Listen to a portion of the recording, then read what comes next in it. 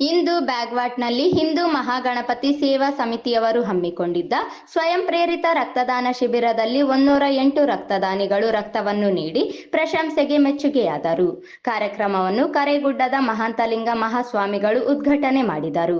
Doctor Hamid Hussain ವೈದ್ಯಾಧಿಕಾರಿಗಳು, RIMS ರಕ್ತ ಭಂಡಾರ ಇವರು ರಕ್ತದಾನದ ಮಹತ್ವದ ಬಗ್ಗೆ ಮಾತನಾಡಿದರು.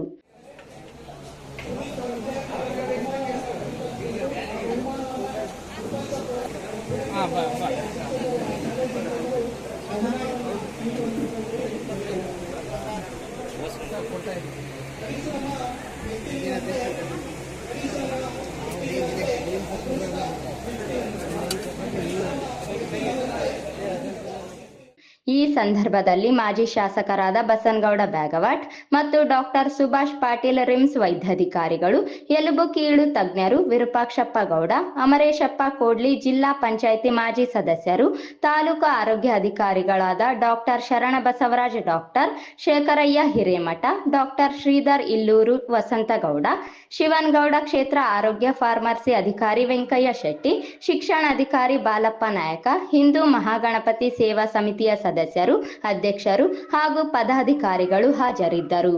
ಹಾಗೂ ಇನ್ನುಳಿದ ಮುಖಂಡರು, ಸಾರ್ವಜನಿಕರು, ರಕ್ತದಾನಿಗಳು, ರಿಮ್ಸ್ ರಕ್ತ ಭಂಡಾರದ ಸಿಬ್ಬಂದಿ ವರ್ಗದವರು ಹಾಗೂ ಪ್ರಾಥಮಿಕ ಆರೋಗ್ಯ ಕೇಂದ್ರ ವೈದ್ಯಾಧಿಕಾರಿ ಡಾಕ್ಟರ್ ಸುರೇಶ್ ಮತ್ತು ಸಿಬ್ಬಂದಿ ವರ್ಗದವರು ಉಪಸ್ಥಿತರಿದ್ದರು.